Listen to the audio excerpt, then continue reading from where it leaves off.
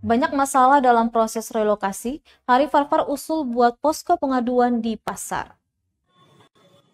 Kurang lebih 8 bulan berjalan, proses relokasi Pasar Mardika Ambon hingga saat ini terus alami sejumlah permasalahan.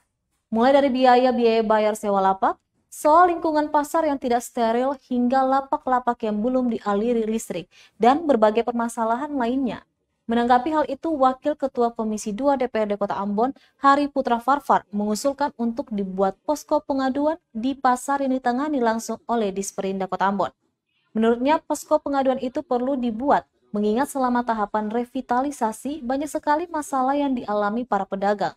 Dengan demikian, selanjutnya jika ada masalah lagi, para pedagang bisa langsung ke posko pengaduan, supaya pemerintah juga bisa mengetahui kesulitan apa yang tengah dihadapi para pedagang. Yang melanjutkan usulan ini akan ia sampaikan dalam rapat yang nantinya dihadiri oleh Dinas Indak untuk bisa segera ditindaklanjuti.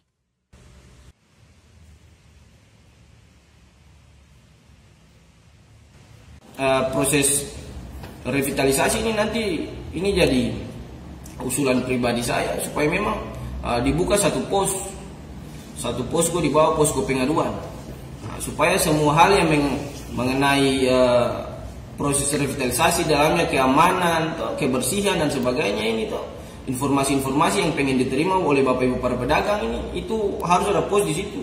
Di dalamnya ini nanti ada Dinas Perindak, Satpol PP, juga pihak kepolisian. Karena dalam proses revitalisasi ini harus ada koordinasi yang baik.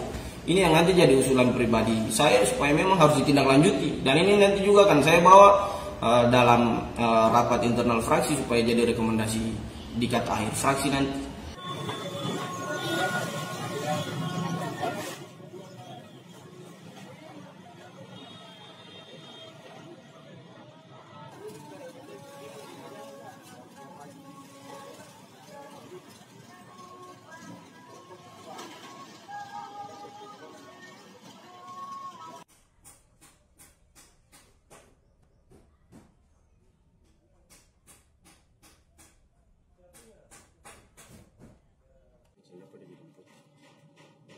Terima kasih sudah nonton.